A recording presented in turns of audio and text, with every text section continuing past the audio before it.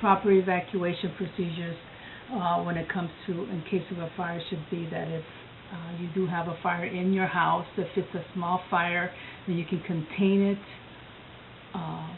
like a grease fire, and you put a lid on it and you can suffocate it, or using a fire extinguisher on a small fire. But typically what we recommend is that if there is a fire, that you are to leave your house immediately, have a point where everybody will congregate or meet, so that way you can account for every member in your family. If you have pets, if they don't go out with you, you never go back into the building to rescue your pets. That's a no-no, because you might not make it out alive.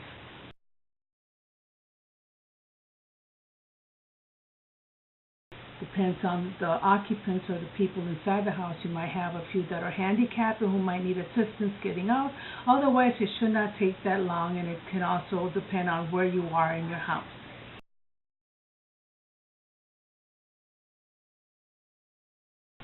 Never call the fire department from inside of your house. You should be calling the fire department from outside of your house in a safe location with everybody accounted for. You should also have smoke detectors in that house. You should have fire extinguishers in case you need it. And if you do have fire extinguishers, you guys should actually practice using a fire extinguisher, because there is a technique to using it. And if you have smoke detectors, then those smoke detectors should be checked on a regular basis, and every 10 years they should be replaced.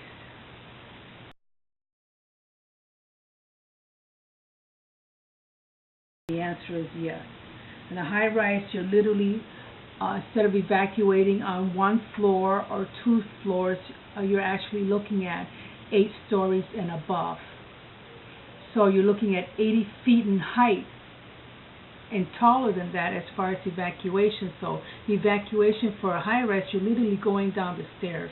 And instead of just leaving the building, depending on whether the building is compartmentized or depending on how many stairways you have in that high-rise, will also depend on which stairways you use. In the fire department, we usually dictate what stair you can go down. If they want you to even go down the stairs, they might keep you in your apartment because you might be safer there, as opposed to trying to go down the stairs and getting trapped in the stairs with smoke, which you might not make it out of the stairs if it is filled with smoke. And then if there is a high-rise fire and you do live in a high-rise, never get in an elevator, because they will find you dead in that elevator. Elevators will open up at the floor of the fire.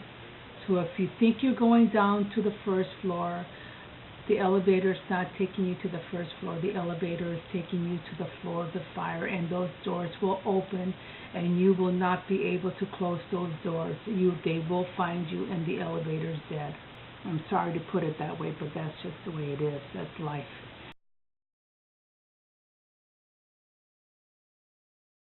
The answer is yes. Sprinklers should be checked on an annual basis, depending on what type of occupancy that are in the building. If it's residential, it's once a year. If it's like a nursing home, they're supposed to be done quarterly. So that does depend on the building and whether it's residential or commercial. As far as smoke alarms, we've already covered that. That should be checked at least monthly, and the batteries should be replaced annually. And the other note that you guys did not touch on, you should all have a carbon monoxide detector in your home. And number 2, when it comes to fires, just to kind of recap, if you have boilers, hot water tanks, there should be no kind of combustibles within 3 feet of those items. They should be clear from anything that can burn.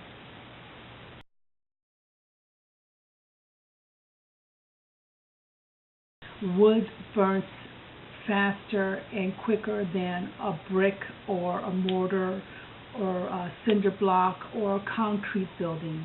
And those buildings, because it's made of concrete does not burn, but the contents within that building will burn.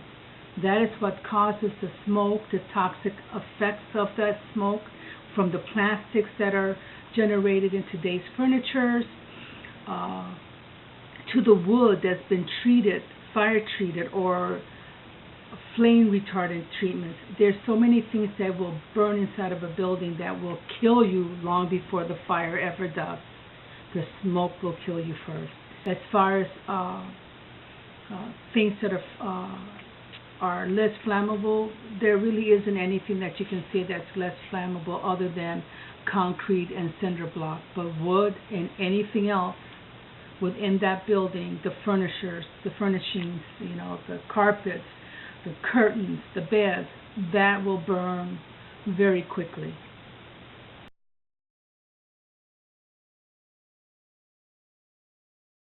Other than you should practice fire safety on a regular basis, you should have fire extinguishers within your house. You should have smoke detectors, and they should be checked annually.